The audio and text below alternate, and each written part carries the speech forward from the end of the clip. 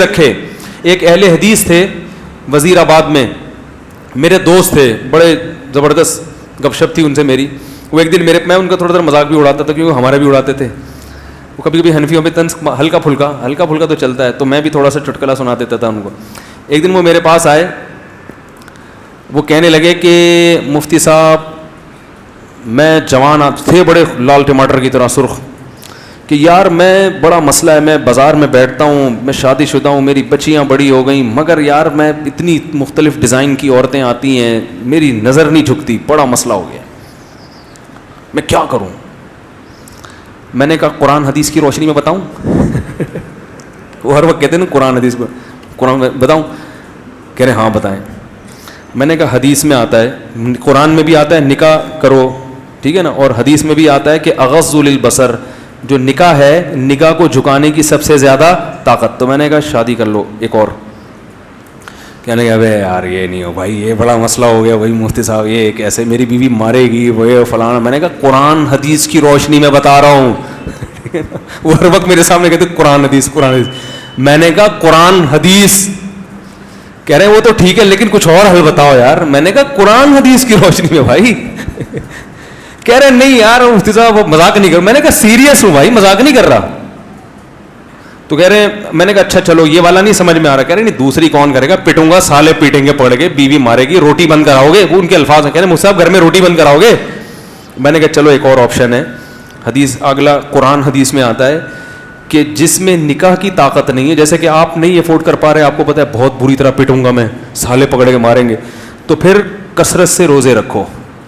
روزے نہیں علیہ ضرر, کثرت سے روزے. میں نے کہا یہ جو لال ٹماٹر بنے ہوئے ہو نا کھا کھا کے, یہ چہرے تھوڑا سا مرجھا جائے گا اور باریک ہو جاؤ گے روزے رکھ رکھ کے. تو یہ جو کرنٹ بھرا ہوا ہے نا, یہ اتنی زور سے نہیں جھٹکے مارے گا جتنے ابھی کرنٹ لگ رہا ہے آپ کو.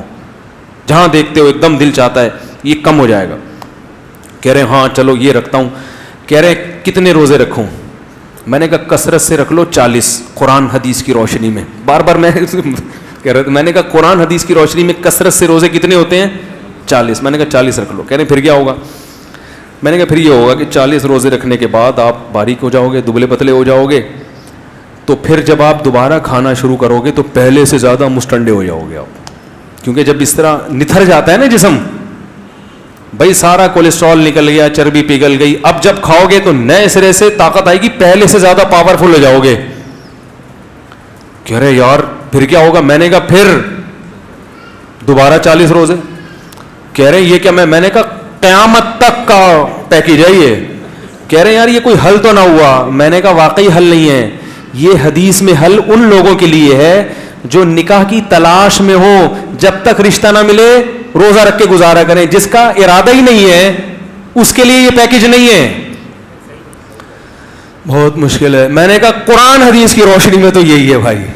کہہ رہے ہیں یار یہ تو بڑا مسئلہ ہے, یہ تو بڑا مسئلہ ہے. میں نے کہا پھر یہی ہے کہ یہ بھی نہیں ہوتا تو کیونکہ روزے کب تک رکھے گا بھائی؟ یہ تو روزہ اس کے لیے ہے کہ رشتے بھی تلاش کرتے رہو اور روزہ بھی, جب رشتہ مل جائے تو روزے رکھنا چھوڑ دو.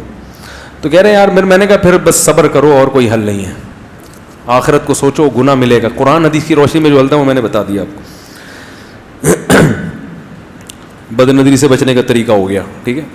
باقی یہ کہ بھائی نکاح کی استطاعت نہیں ہے, روزے رکھو, وہ بھی نہیں ہو رہا, تو پھر یہی ہے کہ چند اور چیزیں ہیں جو تجربے سے ہیں. ان کا اتنی مضبوط تو نہیں ہے جو حدیث میں ہے. ظاہر ہے جو حدیث میں علاج ہے اس کا تو کوئی متبادل ہو ہی نہیں سکتا. تو پھر میں لڑکوں سے کہتا ہوں کہ اپنے آپ کو مصروف رکھو. یہ باڈی کی ریکوائرمنٹ ہے نا, یہ گناہ, تو باڈی کو کھپا دو کسی جائز کام میں. جم جایا کرو, اپنی انرجی کو یوٹیلائز کرو. کہاں؟ ایکسرسائز میں, جم میں.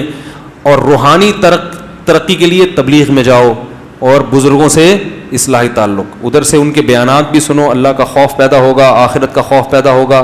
پتہ چلے گا نظر اٹھانے کا گناہ ہے, اس سے انسان کی آنکھیں گندی ہو جاتی ہیں, دل کا سکون خراب ہوتا ہے, اس سے فائدہ ہوگا انشاءاللہ. اور پھر اپنے جب اچھے مثبت کاموں میں, ایکسرسائز میں اپنے آپ کو گھلاؤ گے تو ٹائم ہی نہیں بچے گا, اتنے تھکے ہوئے آؤ گے کہ رات کو آتے ہی سو جاؤ گے. تو جب یہ پازیٹیو ایکٹیویٹیز میں انسان پڑھتا ہے تو نیگیٹو خود بخود ختم. اور لڑکیوں کو کوشش کرو کہ ہاں, اور آخری حل یہ کہ کبھی بد نظری ہو تو جرمانہ متعین کرو.